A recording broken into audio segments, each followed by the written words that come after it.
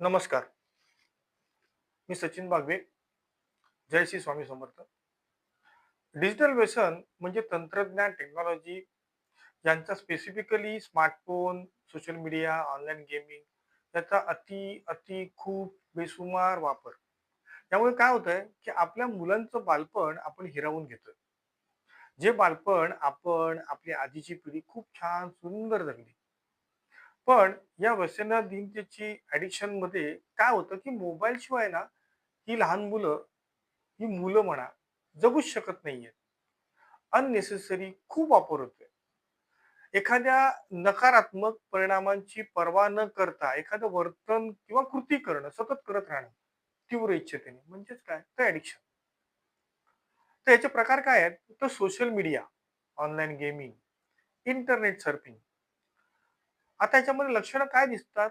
तर मुलांमध्ये ना नोमोफोबिया म्हणजे जर मोबाईल मुलांकडे नसेल, तर ती विचलित होतात, बेचैन होतायत. मुल मोबाईल पाहिजे, जेवत नाहीत, रुसून बसतायत किंवा चिडचिड करतायत. त्याच्यामुळे काय होतं, की अभ्यासात दुर्लक्ष होतंय. कॉन्सन्ट्रेशन बरोबर होत नाही. एकाग्रता नाही राहत. एका जागेवर बसत नाहीयेत. स्पेशली लठ्ठपणा येतोय आणि स्पेशली कोविडच्या काळात जी मुलं जन्माला आली, त्यांचं कसं आहे, की जास्त माणसांमध्ये गेली, तर ही मुलं बुजतात, घाबरतात. पण तीच मुलं त्या मोबाईलमध्ये छान रमतात. वाढत्या स्क्रीन टाईममुळे काय होतंय, की डोकेदुखी होते.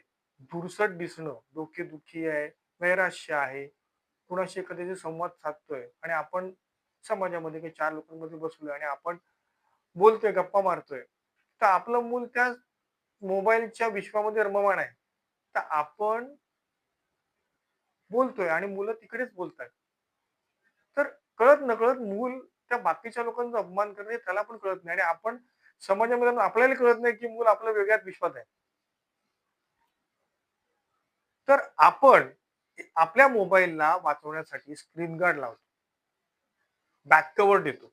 पण आपल्या मुलाचं भविष्य चांगलं, सुंदर व्हावं यासाठी कुठलाही बॅक आपण देतो का आपल्या मुलांना? नाही देत.